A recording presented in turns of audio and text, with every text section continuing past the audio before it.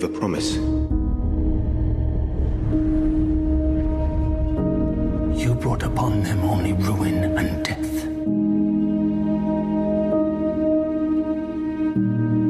You've won the mountain, is that not enough?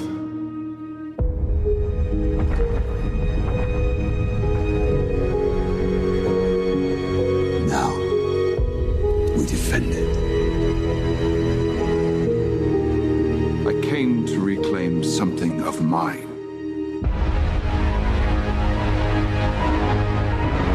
This was the last move in a master plan.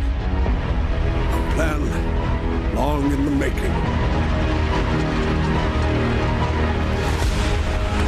These bats are bred for one purpose. For war. Leave Sauron to me. Bilbo is right. You cannot see what you have become. Everything I did for them. You started this. You will forgive me if I finish it. When faced with death, what can anyone do?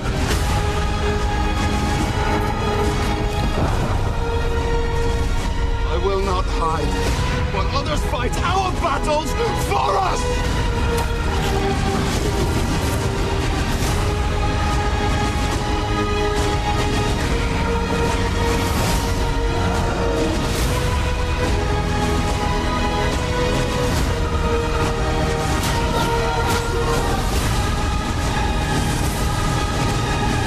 You have but one question to answer.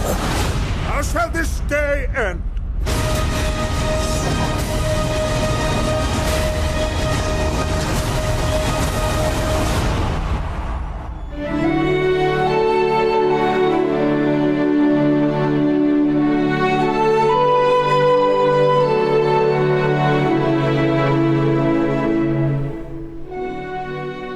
Hi, everybody, and welcome once again to GeekFest Rants. My name is Carlos Perrone, and joining me today I have here Michael Sutton. Say hi, Michael. Hi, Michael. Today we are going to be finishing up, in a way, if you will, our Hobbit discussion. We've talked about the first film and then the second film, and we both finally had a chance to watch the concluding chapter of this particular trilogy. This is the Hobbit, the Battle of the Five Armies, which, again, this is based on a book that was not divided into three parts like this movie was. Originally, the movie was supposed to be two parts, then they stretched it to three parts, and along the way, they've added new material that has never been seen before. For me, as I mentioned many times before, I never can tell what's new and what's old because I don't think I ever read the book. I think I might have almost read the book once in high school, but I don't think I did. So I couldn't really tell you, while I'm watching it, oh, this is the new stuff. I'm aware that there's new characters because I've been told there's new characters, so I assume anything taking place with this character must be new. But Mike knows a little more about that than I do. And the thing to keep in mind is that it's very important how these films are broken up in terms of parts. I don't think, you correct me if I'm wrong, Mike, but the book didn't have three big chapters or three big parts within the book. The way that the movie is divided is how the director, Peter Jackson, figures that these would be good cliffhangery points to kind of make these subdivisions within the entire film. And the last one we watched, which was the Desolation of Smaug, left with the dragon is loose and the dragon is heading towards Lake Town. And you know that something bad's going to happen. Right, and Bilbo's like, "What have we done?" Right, the dwarves are in the castle in the mines, and they thought they had defeated the dragon, but the dragon gets away, and now the dragon is going to make the people of Lake Town pay once again for what had happened. What they'd done to him or whatever.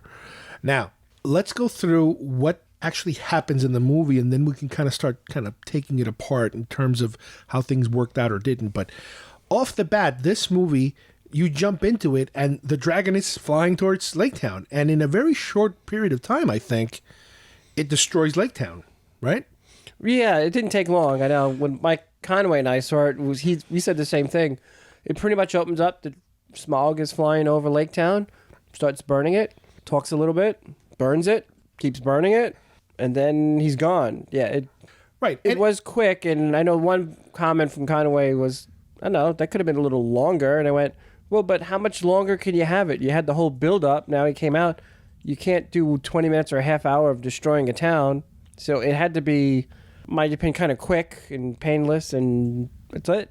And again, it's because of the way they separated the film, I imagine, that if the middle film, The Desolation of Smaug, is more about the dragon, then that's what they kind of gave us. The entire, I don't want to say second half of the last film, but maybe the last third of that film was probably the dragon-related story. So they basically tied the cliffhanger. They gave you the result of the cliffhanger so that you could move on to the bigger story of this film, which is the Battle of the Five Armies. In other words, this film is not about the dragon. The dragon was really the last film. This film is more about this final battle that's going to take place involving all these major characters.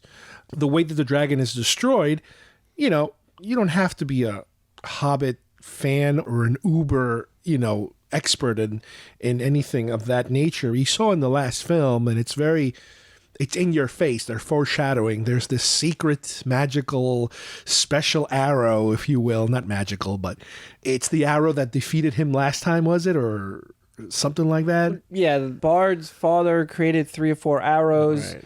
They were designed to pierce the dragon's hide. Because remember, Smaug in Desolation of Smaug kept saying how his breastplates or his skin is like shields and armor, and nothing can penetrate it except when the thrush, at least in the book, would come out and tell Bilbo that he's got a little hole under his left breast or left breast or something like that. But there was some little hole that... It's like a scale is missing or something. The scale's missing, and they're implying that the other arrows that Bard's father had shot knocked the scale out, and he needed that one more shot, and that's how you want to kill the dragon. So, like I said, in the last movie, you know all this information. They show you that arrow is there. Somebody has it. So you know sooner or later somebody's going to use it. And in the movie, it's very dramatic in terms of, you know, he's trying to shoot regular arrows because he knows he can't defeat him, but he's like, who cares? He's going to try to do it anyway. And he's getting some pretty good shots at him, but obviously without the special arrow. And then his son... You know, Dad, I have the arrow, you know, that kind of thing, which is like, okay, I get it. Let's just... Well, because even in the second movie, Desolation of Smaug, his son, he gave it to his son and said, hide this, make sure nobody gets it. Right. And you get to the point where his son brings him the arrow, and because in the process of shooting arrows, the dragon actually destroys part of that tower that he's in and snaps the bow. The actual bow gets broken. So he kind of uses the pieces of the broken bow and his son's shoulder to kind of line up the arrow and mount it on top of his son's shoulder. He tells his son, don't move. And he's like, a little to the left, a little to the right, you know, that kind of thing. And he finally takes the shot, and guess what? Big surprise, the dragon goes down, and that's the end of the dragon. So that's definitely like a chapter ending of this entire trilogy. And again, it only took him 20 minutes.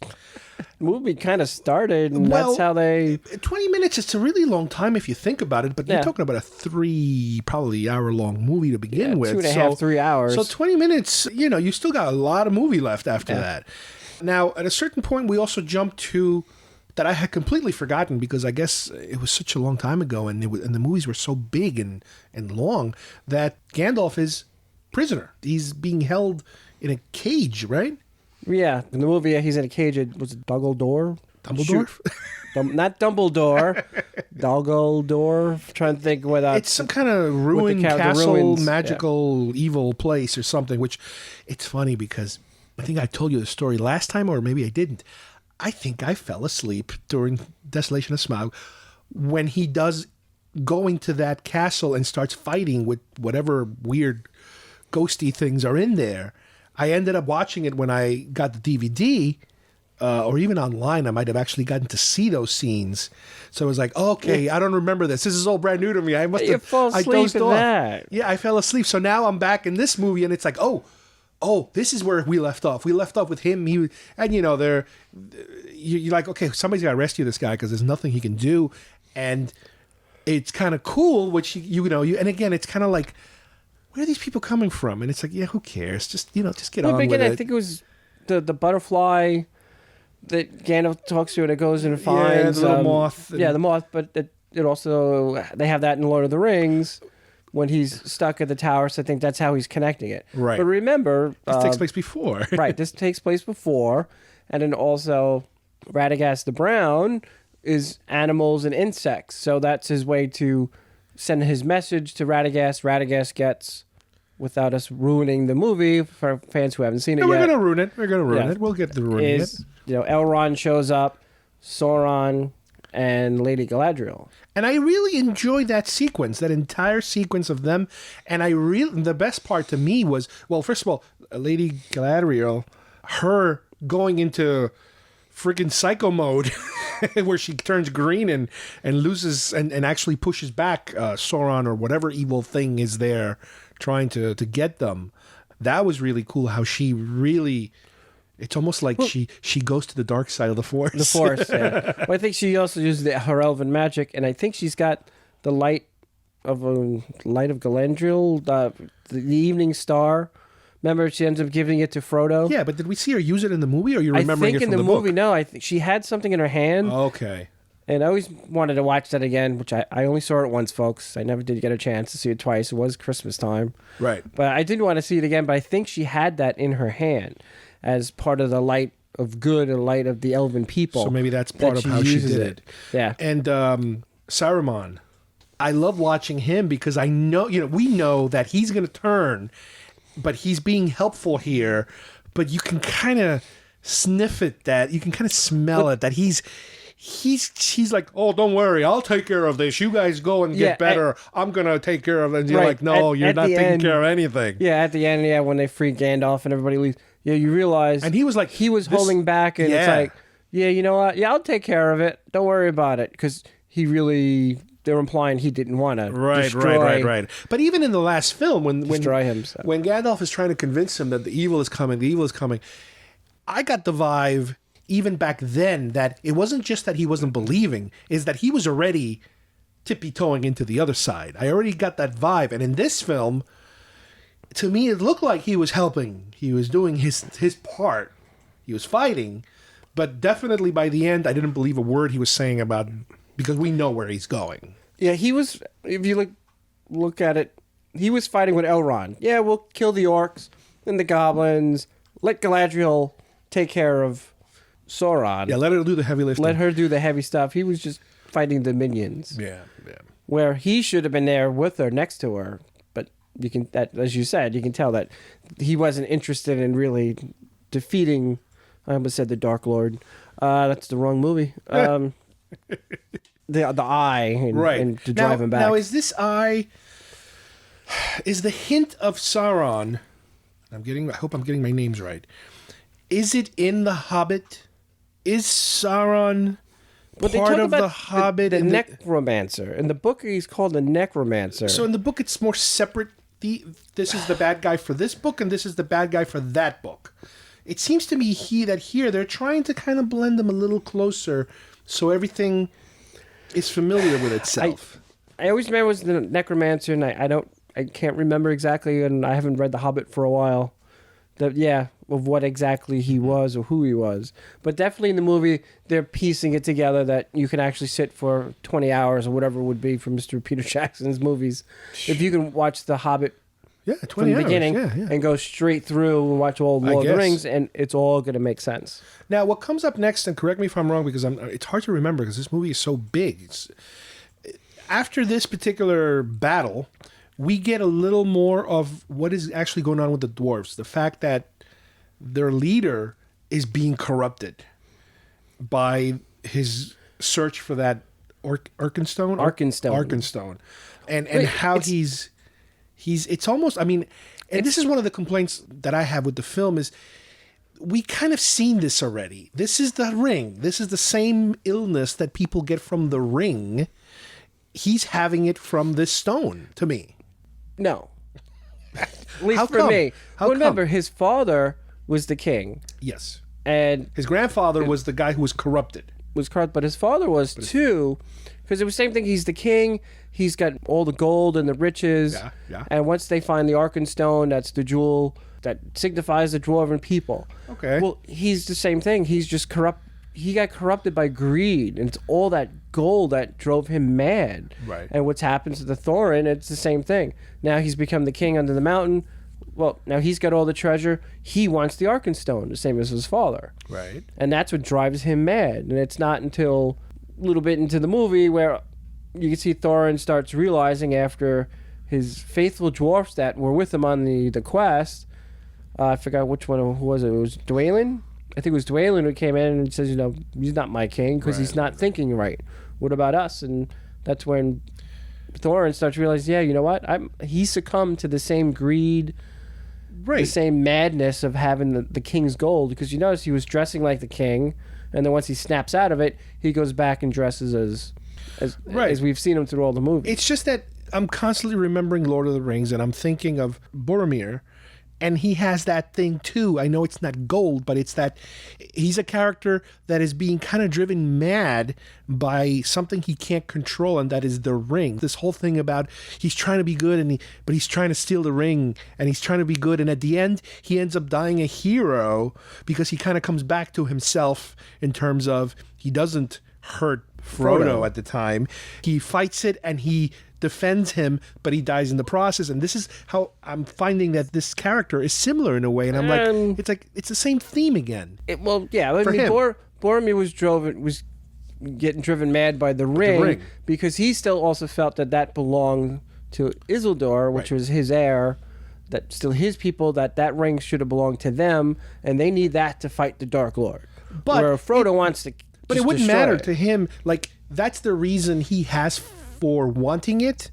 But even if he was Joe Blow, completely unimportant human being, he still would be figuring out a reason or finding an excuse to be able to grab that ring, because I thought we're under the impression that ring is something that nobody can resist except maybe a hobbit. Right, so hobbits were the only ones that could kind of resist that, handle it a little bit. That, not greed, but that power. It's power lust. Right. Now, and again, I find it very similar in terms of, again, theme. The guy who's a good guy, but he's losing his way. Like there was a king, even Lord of the Rings, there's the king, he's old age and kind of oldish because he's under the power Saruman, and then later he kind of comes out of that whole enchantment or whatever. There, these themes keep kind of coming back.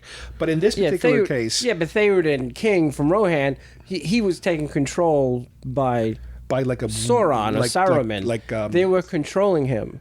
He was like enchanted, or that's why Wormtongue was feeding him misinformation. Okay, and the magic, and that's why Gandalf comes in with the staff, and he's able to sever the break. So Theoden King can sit and realize what's going on, and that's how he turns back to the good side. Speaking of Wormtongue, with The Hobbit, they introduced the character. Don't ask me his name. He's the governor's assistant, the little wormy guy, whatever his name was. What do you remember his name? Yeah, I don't remember his name. Let's call the him black hair, wormy guy with the unibrow wormy guy with the back complexion.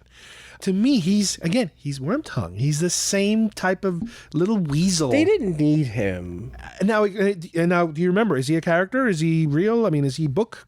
Or you don't remember either?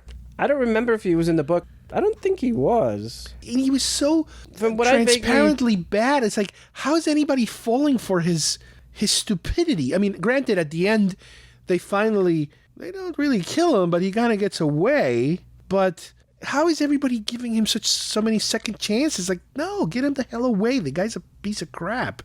And again, why do we need a character like that when we already have experienced a character like that? That's something that I find a little weird. And he didn't help Bard.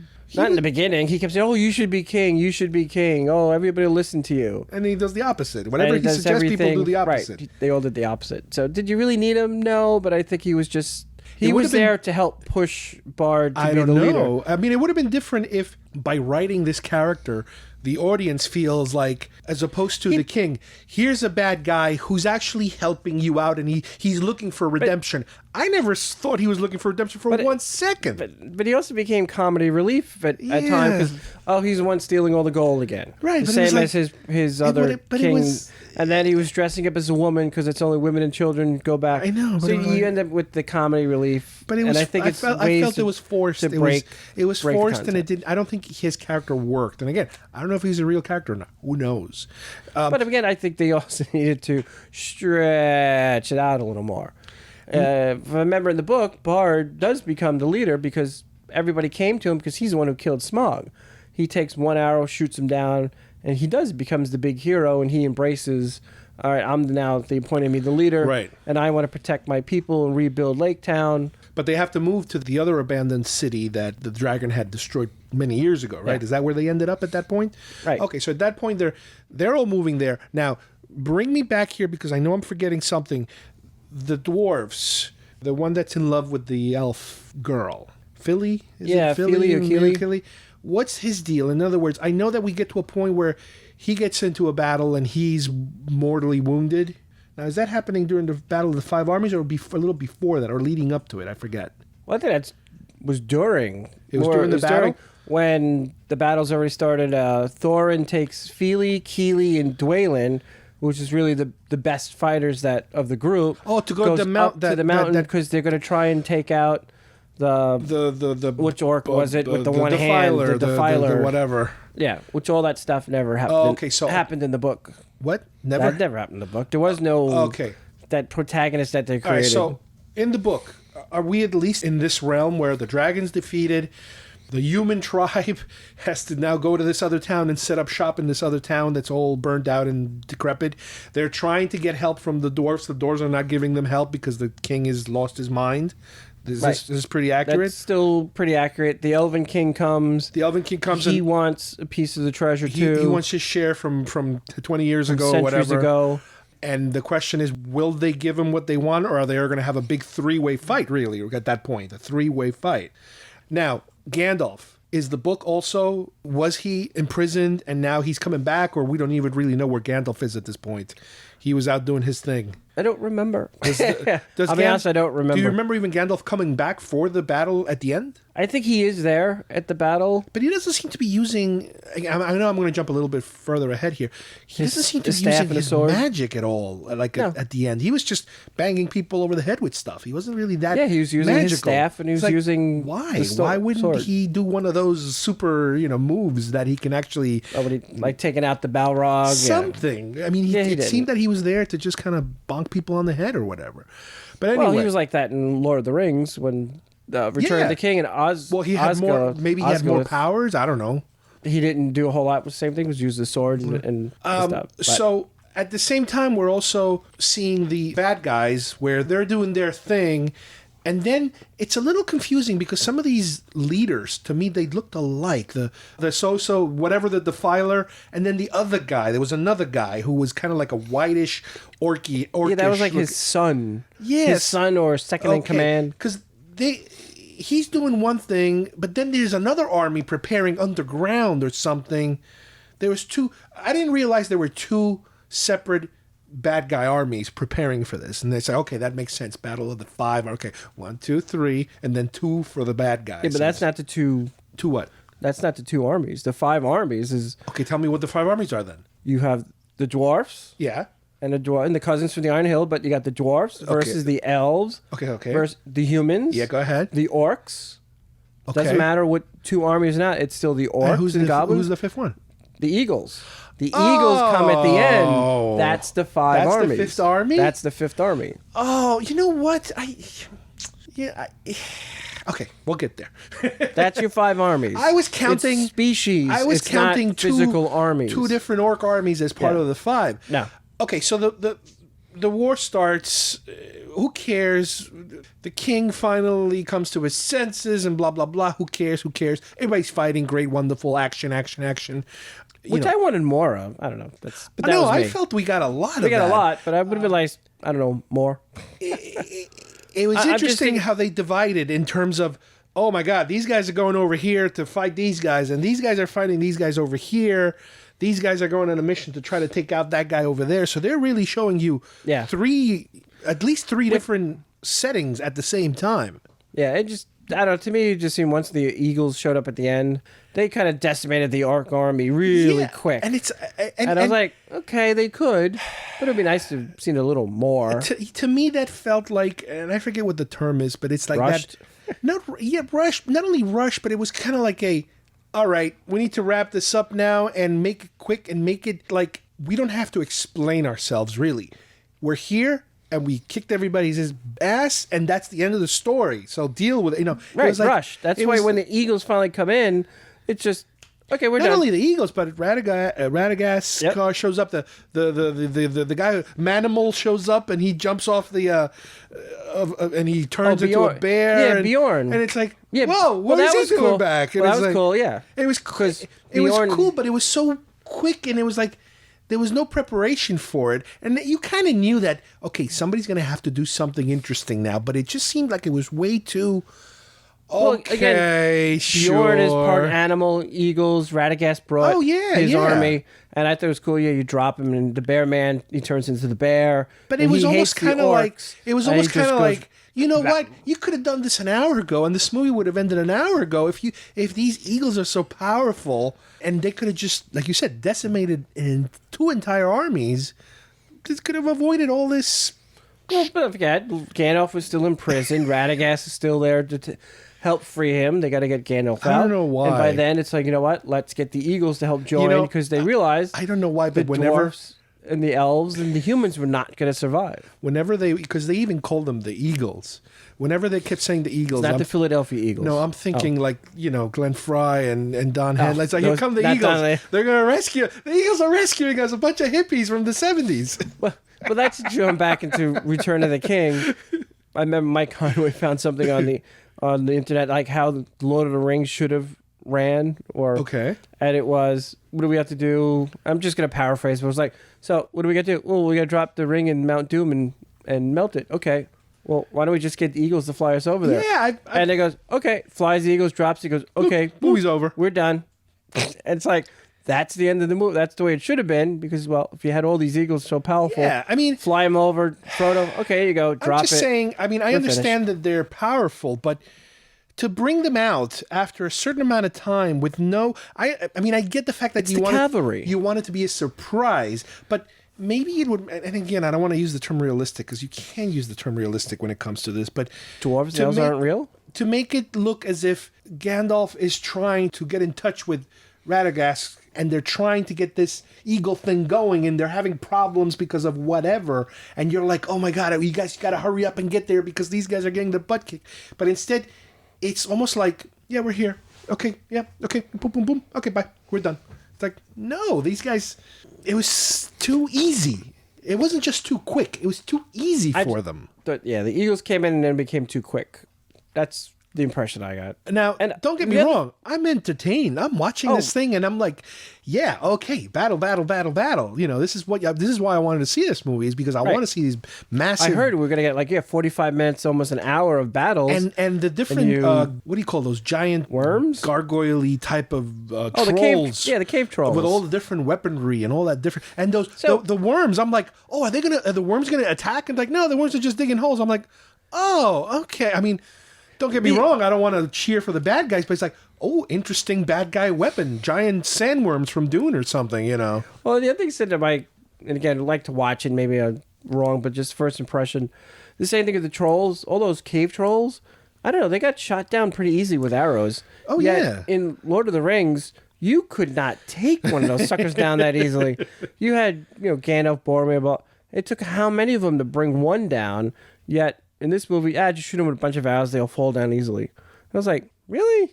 I don't remember it being like that in Lord of the Rings, but that was me. Like I said, I really like to watch it once more, and obviously we get it on Blu-ray. Well, it'll be interesting also, not only the Blu-ray, like you said, but I'm sure there's going to be an extended edition because they've done this for every single one.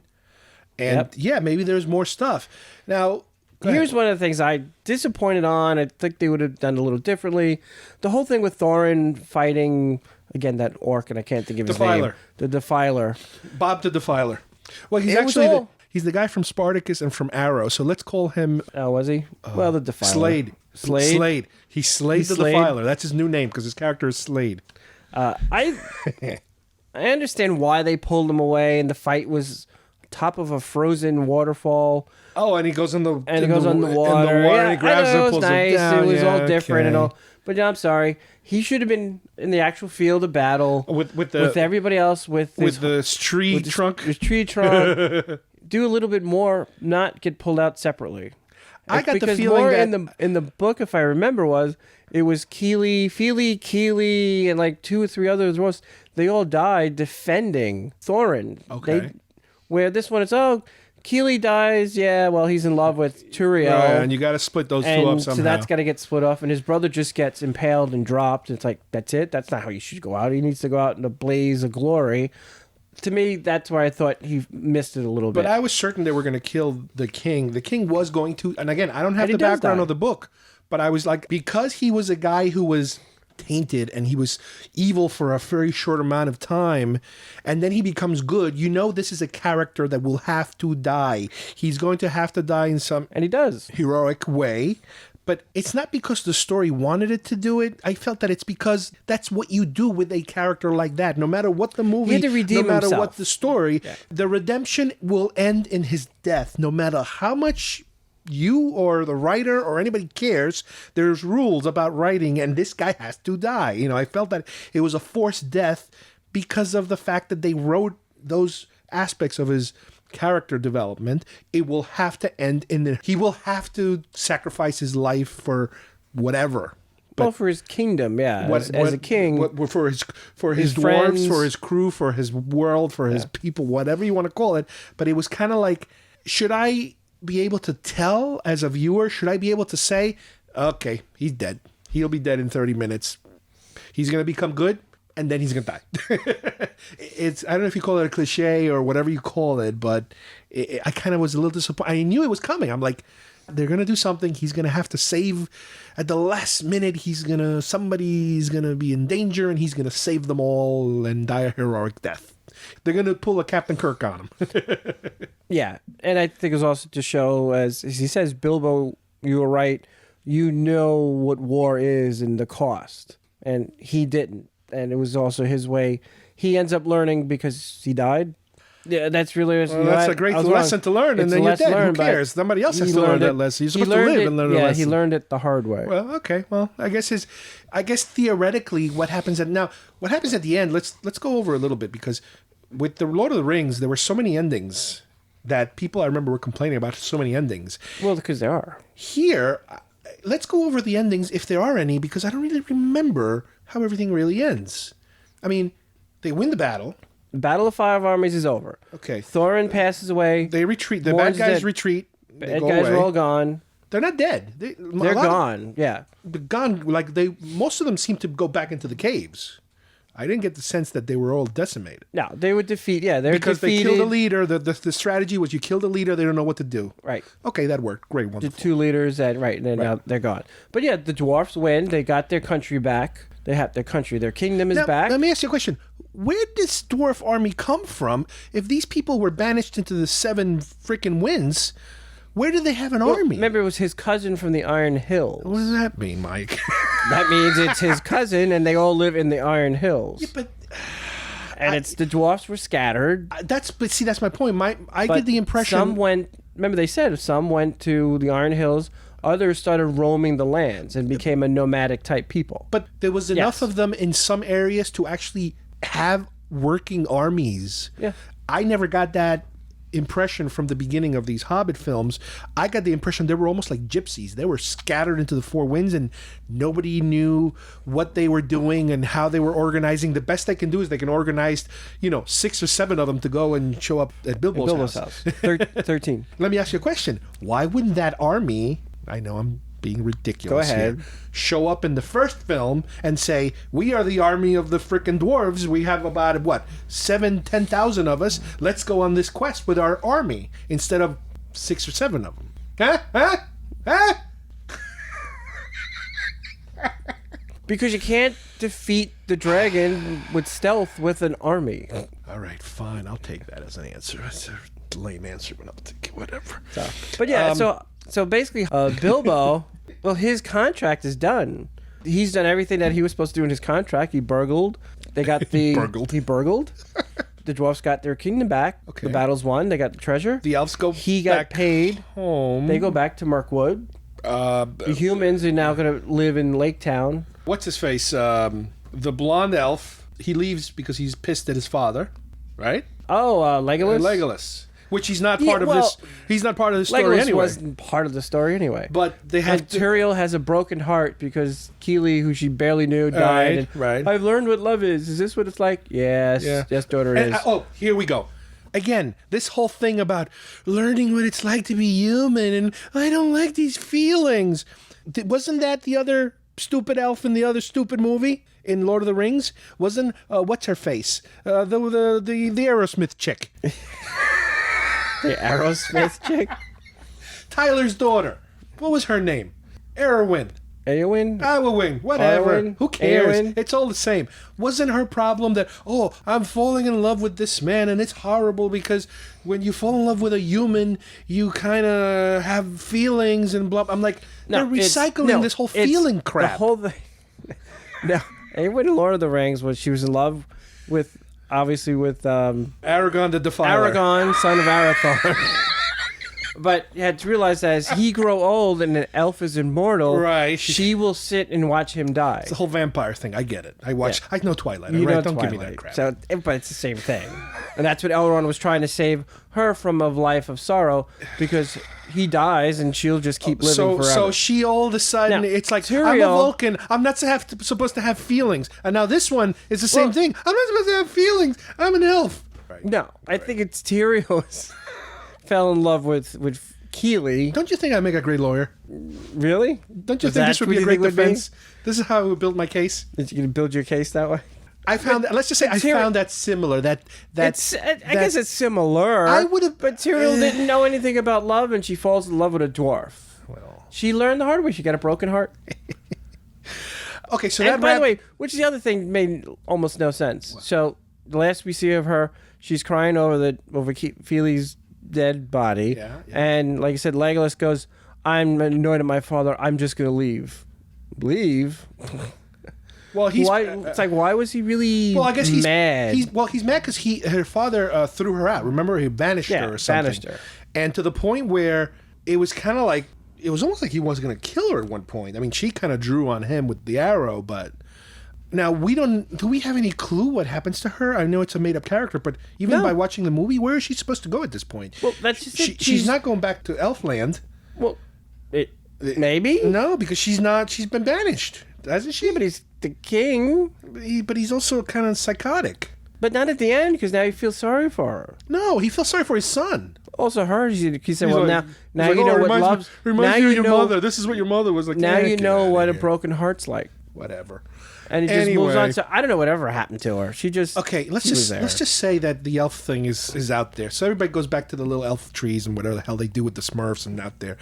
The humans are what now? The humans, the land of the men, the land of the whatever. Men. The late men, like men. They take over back that ruined city and they theoretically rebuild it. Theoretically, yeah, they'll rebuild dwarves theoretically give them some money now because they're all friends and they're all happy and living together. Yes. They live across the water or whatever the hell that thing is. Because the lake town is gone completely.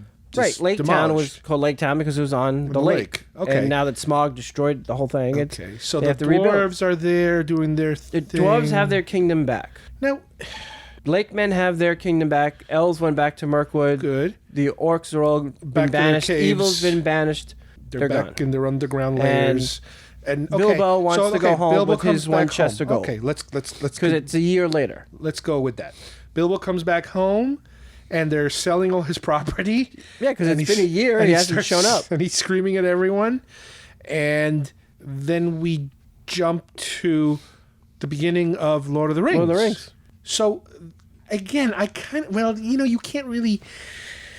can't really go forward too much like they did with Lord of the Rings because this is leading to Lord of the Rings. So you can't say, well, what happened to so-and-so in 20 years? Because, that's Lord of the Rings world, whatever. But he connected the movies. But it's interesting that Gandalf knows that he has the ring, and he lets him keep it.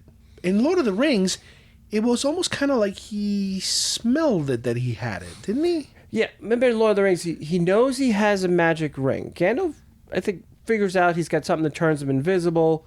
But remember in the beginning of Fellowship of the Ring, Gandalf is out there researching and trying to determine what he has. Is that the one true ring? True ring. So here, in theory, you're saying, even though he admits it, that he knows he's hiding something and he has a something special, we're under the impression that he doesn't understand exactly what he has. Right. Gandalf doesn't know exactly what he has. He knows he has a magic ring. He had the idea that, it must have turned him invisible. It did something. Because Gandalf never sees Bilbo disappearing. And that's why in the beginning thing, it's like, bring out the ring. I want to see it. And that's why he has him toss it into the fire so they can see the engravings that come out.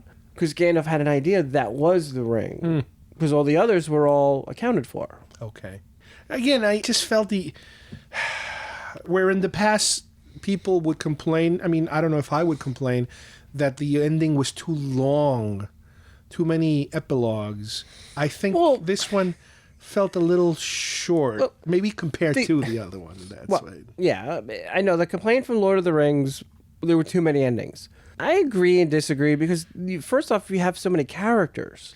All the hobbits made it back, but you had to understand what did Sam said when he came back. What he wanted to do was to marry the waitress. I forgot her name. That's what he wanted to do. Frodo, we knew Frodo he had his problems. He was like because damaged. He's been damaged by the ring, and now I'm trying to remember the other two hobbits. Oh, they just came back and went about their business. They went back to their business, but the other idea was to show that they changed over their whole journey of the year and the destruction of the ring. You can see how they changed from just meek little hobbits, and one became a steward of Gondor. The other one was Gandalf's aide. And you can see how they changed, and they also drank the Entwash from Treebeard. Well, that made them change a little bit. And then you had to look at the rest of the party. You still had Gimli and Legolas. There was a friendship that was built together. You had to understand what was their fate, what really happened to them. Well, we still have Gandalf. I guess what happens to Gandalf? It helps to see the friction between the elves and the dwarves now. Yeah. It kind of explains why it is special that all of a sudden these guys are friends now, based on the history of such bad blood. And I always and I might have mentioned this in one of the podcasts, that I always hated the fact that in Lord of the Rings, Peter Jackson did not show Gimli and Legolas, where Gimli takes Legolas to the Dwarven Kingdom and shows him all the riches and what it was like underneath and how he walks in the mines. And he shows him his heritage. And Legolas takes Gimli back to this is part of the end? Part of the book, where he takes him out and they're so close friends, but they share in the cultures of each of them. And it shows how they got really, friendship has grown and together. And he never showed that because he only dealt with the hobbits. He dealt with the wizard. He dealt with the head elves. They were just kind of like a second thought. Let me ask you something. By the time we get he needed to tie all. My whole point was he really needed to tie up all their endings. Yeah. And that's why it seemed like you had he forgot to tie those guys. So many endings. Yeah. Where in the Hobbit, what's the ending? It's Bilbo. It's Bilbo's journey there and back again. And he's back. Everybody's selling his stuff. I'm back. Give me my stuff back. And now it's settled back down to being a hobbit. And whoop, now we're rolling into Lord of the Rings. All right, now let me ask you something. By the time we get to Lord of the Rings, these locations we just visited, for example, the dwarf kingdom that they just reclaimed with those mines full of gold and whatever, by the time we get to Lord of the Rings, is that still exist? Yes, it exists, but the dwarfs basically locks themselves away. They don't want to deal with the whole battle with Sauron. The only thing they'll do is they'll give Gimli to go and... let Gimli, But they're not dead, they're just hiding in there. Yeah, to represent the five. And how about the Lake Town people that moved across the street? Are they part of the human army, or they're also kind of minding their own business now? By the time of Lord of the Rings? I have to look at the map and see exactly what country they would belong to. I don't know. I mean, I know the elves come back. Yeah, the elves come back. Well, those are the elves, The wooden elves. Those are the wood elves. But Elrond is the high elves. They're actually different elves. But they show up. They show up again. Elves we see show them up. again. Yeah. Now, in Lord of the Rings, don't we get to the point at some point where Gimli's talking about the ruined mines of Moria? But that's just a specific mine that got wiped out. That doesn't necessarily mean that the whole dwarf race has been kind of wiped out in Lord of the Rings world. No, they're not wiped out. They're just kind of hiding and doing their own thing. They don't want to participate, you're saying, right? Well, all the dwarf kingdoms, when they're driven out, they lose. Yeah, I think the orcs come in and take over Moria. I'm trying to remember the background of Moria. All the dwarfs were driven out because they dug too deep. They disturbed too many creatures. But and we don't know for sure. They got kicked out. But we don't know for sure territory. if this kingdom that we saw in this movie also gets wiped out. We don't know. The Lonely Mountains is a separate kingdom. It's a separate area that, I guess it's... That's separate, and they reclaim it, but they seal themselves in, and they want nothing to do with the outside man. Okay. So it's funny, because in a way, that's not how it is. I mean, at the end, that's what they wanted to do at the end. They wanted nothing to do with men. They didn't want to exchange, share anything, and you're saying that they later do the same thing anyway. That's why you really don't see the dwarfs don't show up in any of the battles. Also, remember Lord of the Rings, it's the time of man. That was a way of, how do you get rid of the whole race? Yeah, well, you know what? They seal themselves back up in their mountain. They kind of shrunk their own numbers by not participating. They don't want to deal with it. The elves are all disappearing the land. They're also disappearing. So now man is the only one that's left. Leading. Okay, I get it. Another thing I want to mention here is a couple more quick points. And what is the music? For some reason, Howard Shore. It is still Howard Shore. I know it's still all his stuff. But for some reason, I don't think the music had the impact that not only Lord of the Rings had, but I think even the soundtracks from the first other films had. I think there was more recognizable cues and recognizable themes that if I play them, I'm like, oh yeah, that was an excellent tune. In this movie, I almost feel like if I play any part of that soundtrack, to me, it'll just be background Hobbit-ish, Lord of the Rings music. I don't remember any strong themes. Yeah, I kind of agree. I bought the soundtrack. I bought the 2 CD set, which I don't know if you got that yet. I'm assuming you do. I don't remember if I bought it or if I downloaded it. It was or good. something. Yeah, but there was no great... Lord of the Rings had the best score. He had a lot of... chorus and... a lot of motifs, and Mordor, and when the orcs attack, there's a lot of stuff. The ending had a song by an actor from Lord of the Rings. Was it Billy Boyd, I think? Billy Boyd? He did, I think, the song at the end, the actual credits. They usually have somebody, a known musician, do the credit song at the end. And this time around, I think they decided to end it with him. The one last thing I want to mention is the fact that we did see it in a 3D. It was actually 3D IMAX that we saw it, and it was also the 48 frame thing that we've been talking about now for a while, that every time they do these films, they do it in 48 frames. I don't know how you saw it, but I did definitely notice it. I did notice it just like I did the first time I watched the first Hobbit film. And specifically because this film starts in the preparations for the dragon coming to burn everything, and there's a lot of shots of people inside homes at night, very lit by candlelight and by fire. At first, just like in the first movie, it did feel like PBS, some kind of theater performance, the look of this 48 frame format. Afterwards, after a few minutes, it disappeared. And I can't tell you if it disappeared because by then we're dealing in more fantasy and very bright outdoor settings, that this is where that format works the best. But whenever you're indoors, I'm finding, with very little special effects, just plain indoors, low lit or normal lit, is when you start to feel like, whoa, this looks weird. This looks like I'm watching like public access or something. It looks weird, the dimension of locations from foreground to background. But yeah, once you have any kind of special effect creatures or fights or big scenery, it's just unbelievable. It's just wonderful. I don't know if you got any of that. Did you ever have any problem with that when you first started watching it? I never had problems. I never could tell what was the difference. Really? Wow. I'm one of the few people. I just watch it. But you saw them you did watch the 48 frame presentation for all three of them? I don't even remember. I have no idea. I remember it was 3D in the last one. That's it. I don't remember which one it was. Well, I'm not sure. I'd have to look it up. I don't know if they have 3D presentations without the 48 frame. I don't know if they have regular. I'm not sure. Honestly, but like I said, I did notice it in the beginning of this one. For me, I don't remember. I have no idea. I didn't pay attention to that. I just want to watch the movie. Which, by the way, starts summing things up, but I enjoyed it. I thought it was good.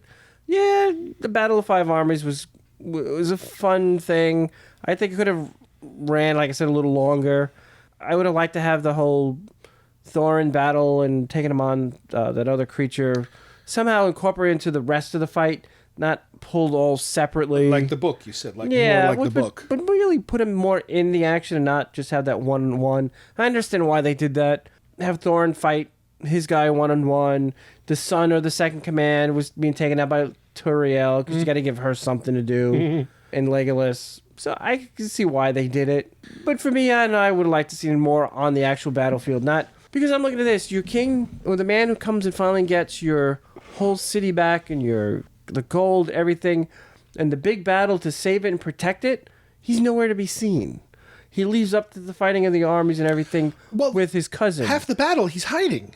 He's not out there. He should be back out in the front, and charging the lines. I mean, these guys are all like, what do we do? How could this happen? I'm like, why aren't they just like picking him up and throwing him over the fence, over the wall? It's like, how can they stick with this guy if he's behaving this way? He needs to lead, but still have the whole fight and see that your new king is taking down your enemy and helping to vanquish everybody. And the way that they all disappear. The way that he comes to his senses, I kind of saw it kind of silly too. He's walking in the gold thing and he feels like he's being sucked into the hole, and it's like that's what opens up his mind. It's like, okay, I guess. It didn't seem very plausible. Again, why am I talking about reality here? But in terms of... he was still going crazy. He wanted the Arkenstone. But in the book, how does he come to his senses? Just internally, mentally, he just comes to his senses like he did in the movie? I thought more in the book was because, okay, we got the treasure, we've killed the dragon.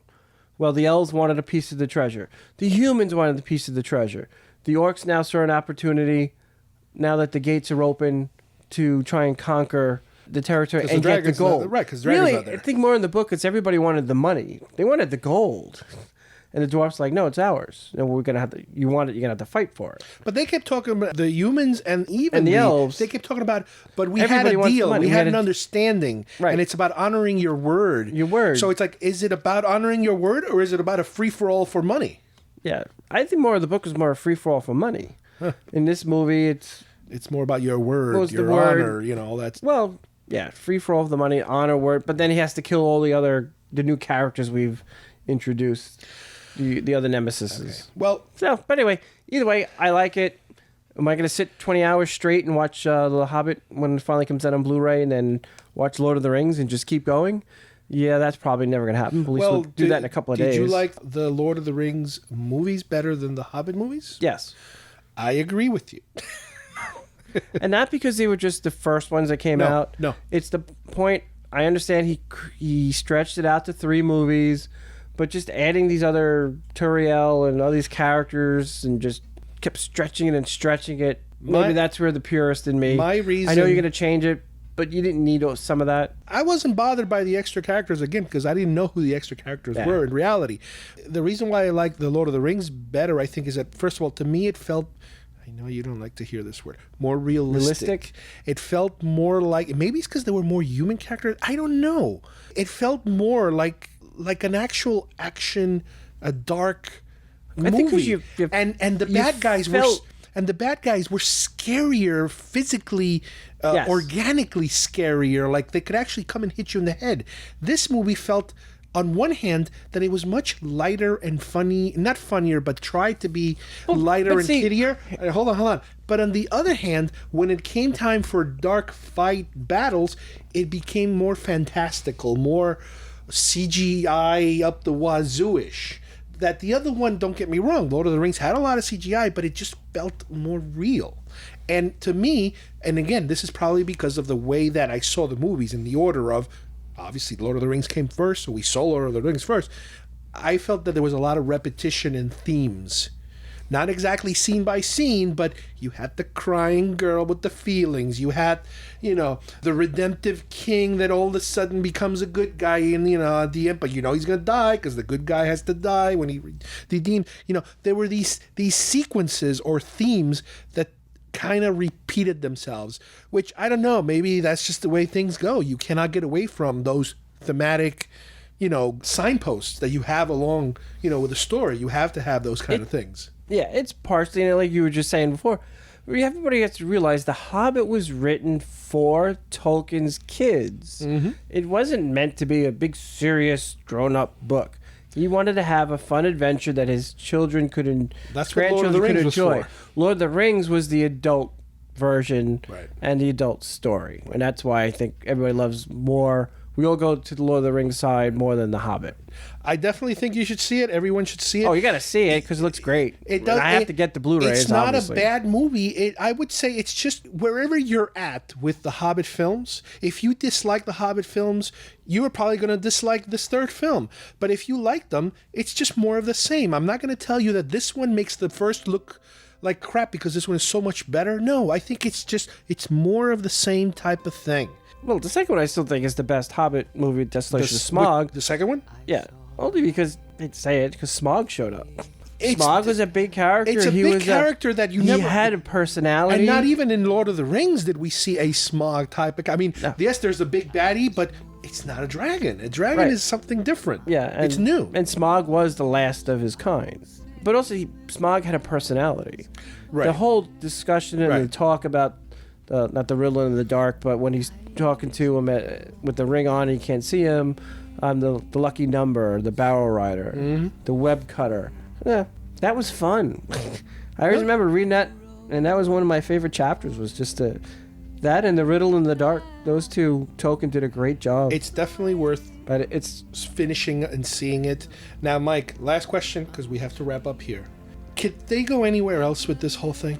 Oh, God, yes. Not that they want to, not that they could, but do you think there's a place to go that we haven't visited that's worth visiting? Well, yeah, you could go. There's a lot. Yeah, there's a lot of source material. Are you talking about the past, the future, the present? It's the past. You can go before The Hobbit and get into the history of man and Elrond and all them and get into the fathers and the grandfathers.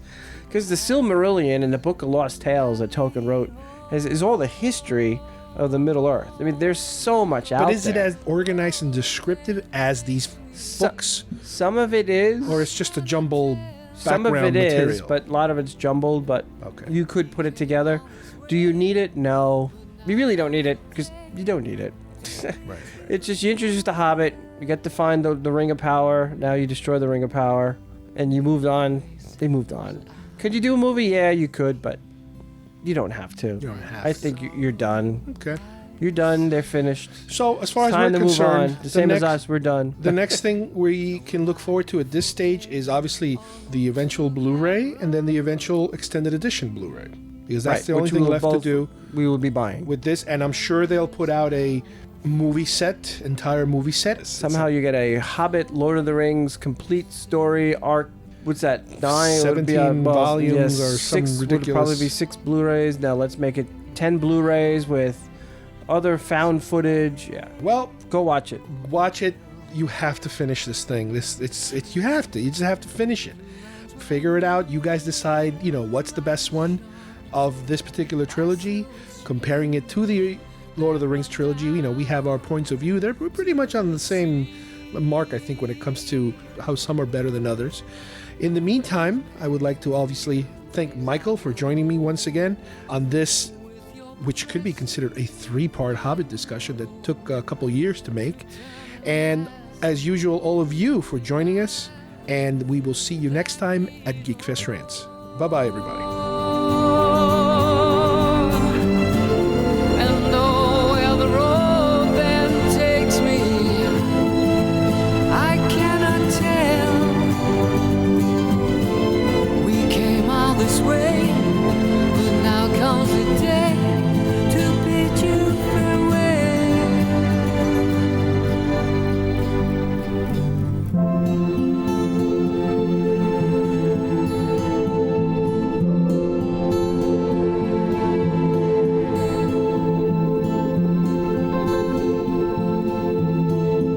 I bid you all a very fond farewell.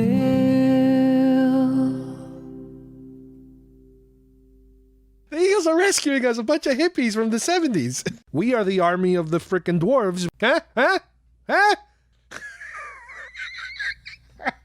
I'm not supposed to have feelings. I'm an elf.